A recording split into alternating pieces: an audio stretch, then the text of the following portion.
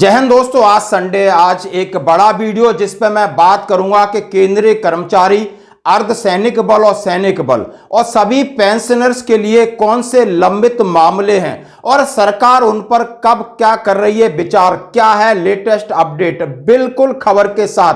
और सबसे पहले मैं बात कर रहा हूं कि 8वां वेतन आयोग को लेकर बड़ा अपडेट। सीपीसी के गठन का मिला प्रस्ताव, वेतन आयोग की आस लगाए बैठे सरकारी कर्मचारियों के लिए बड़ा अपडेट सामने आया है। एक तरफ बताया जा रहा है कि केंद्र सरकार ने 2024 में 8वें वेतन आयोग लागू करने पर विचार कर रही है। ये वन इंडिया और 2-3 प्रकार की खबरें 8वें वेतन आयोग को लेकर आई हैं। जैसा कि लंबे समय से 8वें वेतन आयोग की मांग कर्मचारियों को सैलरी और पेंशन बढ़ाने के लिए चल रही थी, उसमें लोकसभा चुनाव में पहले या उसकी घोषणा की उम्मीद लगाई जा सकती, लेकिन 12 लाख कर्मचारियों पेंशनर्स को सीधा लाभ मिलेगा। अब लेटेस्ट अपडेट के अनुसार कार्मिक और प्रशिक्षण विभाग के तहत लोक शिकायत और पेंशन मंत्रालय ने 8वें केंद्रीय वेतन के गठन के संबंध में उन्होंने आगे आयोग को एक पत्र भेजा है कि इसके ऊपर स्पष्टीकरण दें। अब इस खबर से जाने से पहले आइए हम बोर्ड पर समझते हैं कि केंद्रीय कर्मचारियों और सैनिकों की कौन कौन सी मांगे हैं वो लंबित हैं। पहले मांगे और इनके ऊपर क्या क्या अपडेट है, कौन सी मांग की मांग कितनी आगे पहुंची है, कौन सी मांग खारिज है, कौन सी मांग से आपको होगा फायदा, कौन सी मांग मानी जाएगी, नई सरकार पर क्या होगा दबाव। आइए दोस्तों बोर्ड पर बात करते हैं। और इसके सबसे पहले मैं 20% पेंशन बढ़ोतरी, 1% पेंशन बढ़ोतरी 65 साल के बाद, 18 महीने DA-D R, national increment, 1 rank 1 pension, equal military service पे, डिसेबिलिटी पेंशन और सैनिक आयोग। ये जो आपके मुद्दे हैं इनको मैं कोर्ट के ऑर्डर के साथ कोड करके आपको बताऊंगा कि इनकी प्रोग्रेस क्या है, इनमें कितनी दम है, क्या इनका फायदा अगले पंचवर्षीय जो सरकार बनेगी देगी, क्योंकि ये मामले बहुत इनके ऊपर गहन विचार हो चुका है। दोस्तों 8वां वेतन आयोग जो सबसे पहले मैंने इसके ऊपर रखा है मेन हेडिंग, जिसके बारे में मैंने अपडेट देती है कि इसकी सुगबुगाहट शुरू हो गई है। डीओपीटी ने आयोग को पत्र लिखा है कि इसके ऊपर आप अपना अपडेट दीजिए कि सरकार की तरफ से क्या डायरेक्शन है। आपको बता दें कि वेतनमान आयोग के नियमों के अनुसार अब तक देश में 7 वेतन आयोग का गठन हो चुका है। 1947 से लगा करके 2014 को लास्ट में हुआ था और इसके कामकाज के लिए सरकार भी इसके ऊपर विचार विमर्श कर रही है कि 8वां वेतन आयोग। अभी ये 8वें वेतन आयोग की बात हो गई, आइए धीरे धीरे चलते हैं कि 20% पेंशन, एडिशनल पेंशन, और इसका नियम है कि 80 साल कंप्लीट होने के बाद मिल रही है। कई लोग 79 ईयर खत्म करने के बाद भी ले रहे हैं। ऐसी भ्रांति, ऐसा अलग अलग, ऐसा डिस्क्रिमिनेशन क्यों? सीधा मैं आपके सामने बता रहा हूं कि Madras high court, Guwahati high court और कैट की रिपोर्ट का आदेश था। क्या आदेश था कि 79 ईयर्स कंप्लीट हो जाए, 80 साल में प्रवेश के बाद सीधा 20% पेंशन की बढ़ोतरी होनी चाहिए। अब यह आदेश किसके लिए लागू है, आप हैरान हो। जज, जितने जज हैं इस देश में उन्होंने ये अपने लिए लागू कर दिया है और बाकियों का केस पेंडिंग पड़ा है। और जिसने केस किया था उसको मिला है, लेकिन उनसे कहा गया था कैट की रिपोर्ट में कि सभी के लिए ऐसा नियम बना दो कि जिनकी 79 ईयर्स कंप्लीट हो जाती हो, 80 साल में पहला दिन होता है, उस दिन से उनकी जो बेसिक पेंशन है उसमें 20% की एडिशनल पेंशन बढ़ोतरी होनी चाहिए थी। लेकिन इसका रवैया देख सकते हैं कि जज ने निर्णय लिया, अपने लिए लागू कर लिया, बाकी गए तेल लेने। ये मामला भी आधा अधूरा लटका है। ये है देश की स्थिति, जबकि सबके सामने है मद्रास हाई कोर्ट का, गुवाहाटी हाई कोर्ट का, ये सारे ऑर्डर है। ये खबर आप देख सकते हो, मैंने खबर भी लिखा है, 12/3/2024 को ये खबर है, अच्छी सी है, बगल में आप देखिए, पढ़िए, समझिए, लीजिए। आगे क्या करना है जरा बात करते हैं।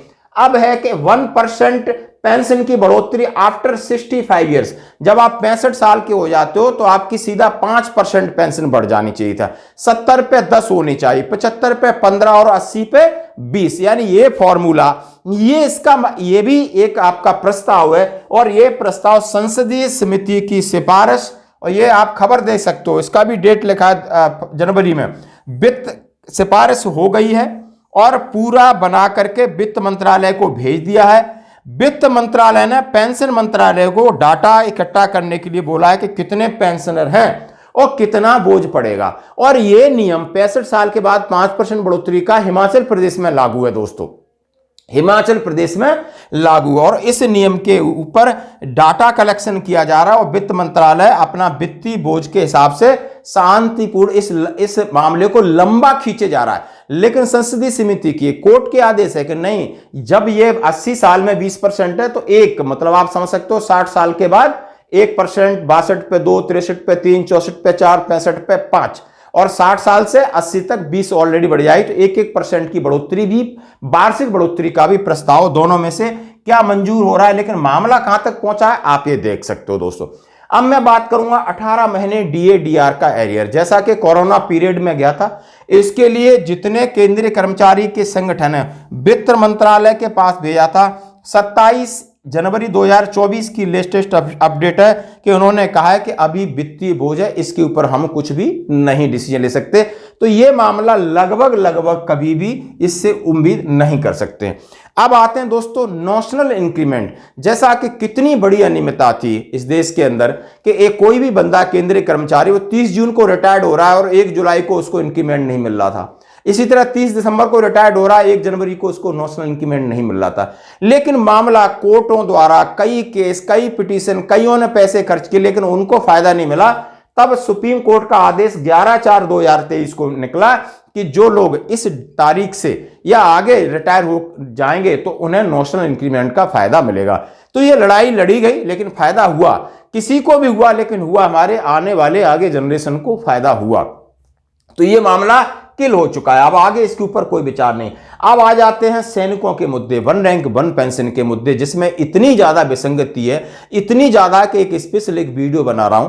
आप समझ के हैरान हो जाओगे कि अभी मैं इतना परेशान हूं कि जो लोग अभी रिटायर्ड होकर आ रहे हैं 2023 में, एक सूबेदार साहब है 30 साल सर्विस है, 27,500 उनकी पेंशन है, 28,000 पेंशन है। तो आंकड़े क्यों उनकी इतनी पेंशन कम हो रही समझ में नहीं आ रहा है, क्यों उनकी पेमेंट इतनी कम हो रही है 7th पे सीपीसी में। यानी ऐसा लग रहा है कि 2010 के बाद 11, 12, 13, 14 पेंशन धीरे धीरे पेमेंट कम होती जा रही है और उसका आंकड़ा आप ऑनरी लेफ्टिनेंट कैप्टन को दे सकते हो। ऐसी विसंगतियां और इसके ऊपर हो हल्ला जितना हो रहा है, जितना आपने एजिटेशन देखे, लेकिन सरकार ने इसके ऊपर कोई खबर नहीं ली। अब यह मामला 1 जुलाई 2024 से एज ए OROP3 लागू है। अब OROP3 में कितना फायदा कितना नुकसान है नॉर्मल आपको टेंटेटिव पता चल रहा है, लेकिन सरकार क्या देगी कब देगी, लेकिन सीधा कोर्ट का आदेश है माननीय सुप्रीम कोर्ट का, आगे आप इसको डिले नहीं कर सकते हो। आपको 1 जुलाई 2024 से है तो लगभग उसी 2024 के अंत तक आपको घोषणा करनी पड़ेगी और पेंशन में बढ़ोतरी करनी पड़ेगी। ये सुप्रीम कोर्ट का माननीय सुप्रीम कोर्ट का आदेश है। लेकिन जो भी एरियर है, जो भी तरीका है, वो सर्कुलर 555 हो, 666 हो, आने वाला 777 हो, एक ही सिद्धांत पर बनेगा।